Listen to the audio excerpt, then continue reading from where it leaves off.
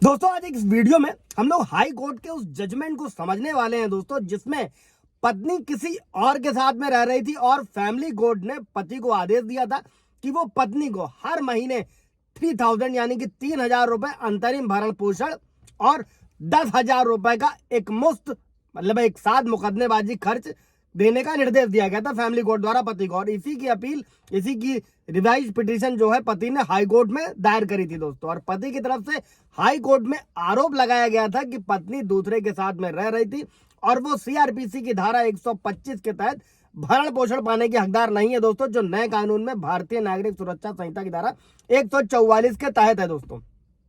जय हिंद, नमस्कार। मैं एडवोकेट आशीष मिश्रा। लाइक कर दीजिएगा, शेयर कर दीजिएगा, सब्सक्राइब कर दीजिएगा, ताकि किसी भी तरीके से अगर हस्बैंड वाइफ के बीच में मैट्रिमोनियल डिस्प्यूट चल रहा है और वाइफ ने मेंटेनेंस का केस किया हुआ है या वो साथ नहीं रह रही है, तो ये जजमेंट उनके काम आने वाला है दोस्तों। और दोस्तों इसमें पति ने क्या किया कि दावा करते हुए कुछ तस्वीरों का हवाला दिया था कि वो या तो शादीशुदा है या किसी अन्य व्यक्ति के साथ रह रही है। और पत्नी द्वारा दायर याचिका की एक कॉपी भी पेश की गई दोस्तों, जिसमें दिखाया गया कि उसने खुद उस व्यक्ति के साथ रहने का दावा किया था। हालांकि पत्नी ने क्या तर्क दिया अंतरिम भरण पोषण के लिए दोस्तों, उसने ये कहा कि अंतरिम भरण पोषण के चरण में व्यभिचार की दलील नहीं उठाई दी जा सकती। और यह भी पत्नी की तरफ से तर्क दिया गया कि पति के पास व्यभिचार यानी कि एडल्ट्री को साबित करने के लिए कोई ठोस सबूत नहीं था दोस्तों। और हाई कोर्ट ने कहा कि व्यभिचार यानी कि एडल्ट्री दोस्तों जो ज्यादातर बंद दरवाजों के पीछे होता है, उसे साबित करना मुश्किल होता है। हालांकि आरोप जो भी लगाए जाते हैं उनको साबित करने का भार उसी व्यक्ति पर होता है दोस्तों जो आरोप लगाता है। और वर्तमान मामले में हाई कोर्ट ने पाया कि पत्नी का याचिकाकर्ता यानी कि पति के अलावा किसी अन्य व्यक्ति के साथ एक तरीके का रिश्ता है जो पति पत्नी होने जैसा है, और पत्नी ने स्वीकार किया कि वो किसी अन्य व्यक्ति के साथ रह रही है। परिणाम स्वरूप कोर्ट ने ये राय व्यक्त करी कि पत्नी पति से अंतिम भरण पोषण और मुकदमेबाजी व्यय प्राप्त करने की हकदार नहीं है दोस्तों।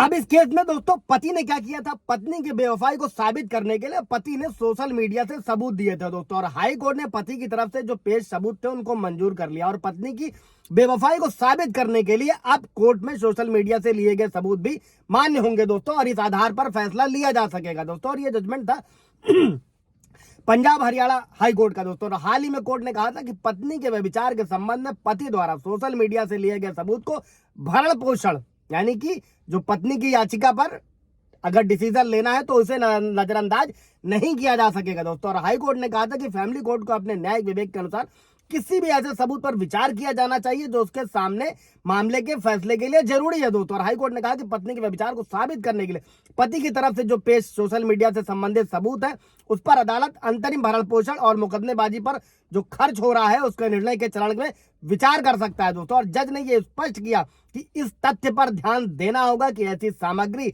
भारतीय साक्ष्य अधिनियम और भारतीय साक्ष्य अधिनियम के प्रावधानों को पूरा करती है या फिर नहीं करती। और हाईकोर्ट ने कहा कि वर्तमान में क्या है दोस्तों, सामाजिक जीवन फेसबुक, ट्विटर, इंस्टाग्राम, व्हाट्सएप जैसे सोशल मीडिया के तमाम प्लेटफॉर्म है और खुले तौर पर हर कोई वीडियोस फोटोज अपलोड कर रहा है। और इस बेंच ने कहा कि फोटो टेक्स्ट कंटेंट के लेन देन सहित सोशल नेटवर्क के फुटप्रिंट्स को भी सबूत के लिए अच्छी तरह से मैप किया जा सकता है और अदालतें इसका संज्ञान, न्यायिक संज्ञान ले सकती हैं दोस्तों।